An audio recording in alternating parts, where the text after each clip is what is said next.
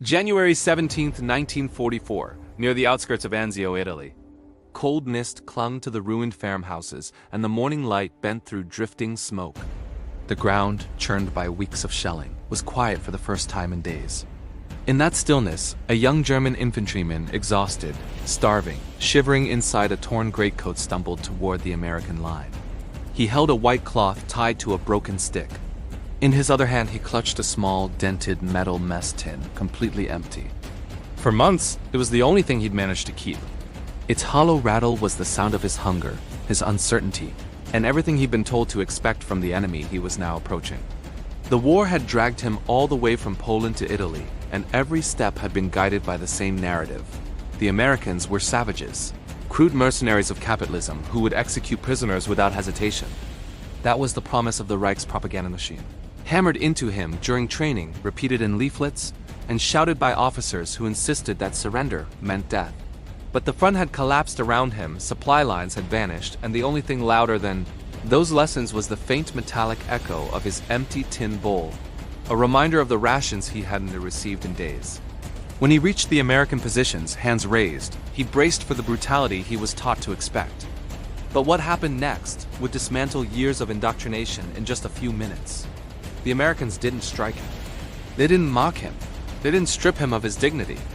Instead, they examined him calmly, offered him a blanket, and motioned him toward a small field kitchen set up beside an overturned Sherman tank. There, a cook with a stained apron and steady hands filled his battered tin with hot stew. It was thick with vegetables, beef, and warmth. The smell was so rich, so foreign, that the soldier stared into the steam as if it were a hallucination. This simple act, repeated thousands of times across the Italian and Western European fronts, began to erode one of the most powerful weapons Nazi Germany had ever deployed: the fear of the enemy. For years, propaganda minister Joseph Goebbels had crafted a meticulous portrait of Americans as violent, chaotic, and morally corrupt degenerates. Posters depicted them as clumsy giants driven by greed, incapable of discipline or honor. Radio broadcasts insisted that American soldiers were drunken amateurs and that democratic armies lacked the resolve needed for war. The mess tin and the German soldiers shaking hands had been a symbol of scarcity, sacrifice, and struggle under Hitler's total war. It was the physical proof that Germany was starving, while propaganda insisted America was a hollow giant, plenty of excess but no soul. But in that moment, as he tasted the stew that warmed his hands and his stomach, the propaganda simply dissolved. And he was not alone. American combat reports from the 34th Infantry Division recorded similar moments. They noted prisoners expressing disbelief that they were fed immediately, with some weeping openly from the shock. A field note from that same month mentioned that several German captives ate, as if unfamiliar with the sensation of fullness. Another report from the 3rd Infantry Division stated that nearly all prisoners captured during that period surrendered with their hands raised. But their eyes were fixed on the American rations, not the American rifles. Historically, the comparison was stark. By early 1944, the average American soldier received over 4,000 calories a day, often more. Even in frontline conditions, meals included meat, bread, fruit, and coffee. Meanwhile, German rations had fallen to between 1,200 and 1,800 calories, often consisting of thin soups, ersatz bread made with sawdust, and whatever could be scavenged or looted. Disease, dysentery, trench fever, malnutrition spread quickly through the German ranks. Letters home from German privates begged their families for food parcels. Diaries recovered after battles described hunger as a permanent companion. Yet what struck the surrendering soldiers was not just the food itself, but the way it was given. With order, with calm, with something that resembled respect. They expected cruelty. Instead, they found a system built on rules, discipline, and a belief, however imperfect, that even in war, some humanity must endure.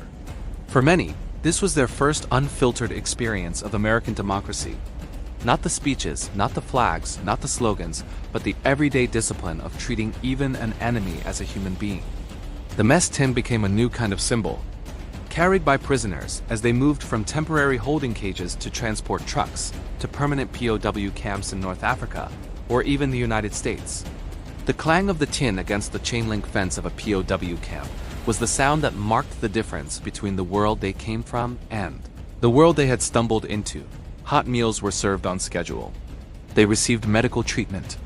They were allowed to write letters home. They found order, fairness, and a strange abundance they had only heard about in twisted forms from Nazi broadcasts. One German corporal captured in Italy later admitted in an Allied interrogation transcript, "They fed us better than our own army had in months." Everything we were told about Americans failed in the first hour.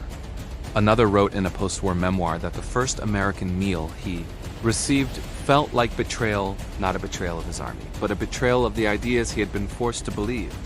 This quiet, unexpected kindness became its own battlefield.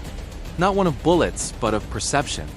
Every German soldier who surrendered and survived American captivity returned home with a story that contradicted the Reich as carefully built illusion. In some ways, this was more destructive than any artillery barrage. The Nazi regime thrived on fear, on isolation, on the belief that the outside world was monstrous and corrupt. But when thousands of German Poles returned after 1945, they brought with them memories of stew ladled into dented metal tins, of warm blankets, and of an enemy who did not match the monster painted on the posters. For many, it became their first real encounter with democracy, not the abstract ideology, but the lived experience of fairness, rules, and the absence of cruelty where cruelty was expected. For some, it sparked the quiet internal transformation that later helped rebuild a different Germany, one no longer shaped by propaganda, but by the understanding that strength and brutality are not the same thing. In the years after the war, as Europe rebuilt itself from rubble, that small metal mess tin carried, dented, filled, and emptied became a kind of relic for those who lived through it. It was a reminder that sometimes the most powerful weapon is not force, but the collapse of a lie. American kindness didn't end the war, but it shattered a narrative. It revealed a truth no regime could suppress forever, that when fear is exposed to humanity, fear loses. And so the story of that winter morning near Anzio lingers. The cold air, the rising steam from the stew, the trembling hands of a young man who had been taught to hate and expect hate in return.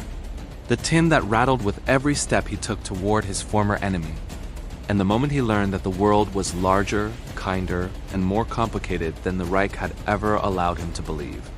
In the end, the war was fought with rifles and tanks, but it was remembered in moments like this, when a single act of unexpected compassion quietly defeated years of propaganda. It's a reminder that even in the darkest conflicts, a simple meal given without malice can reveal a deeper truth about freedom, abundance, and the humanity that ideologies try so hard to erase. Thanks for watching.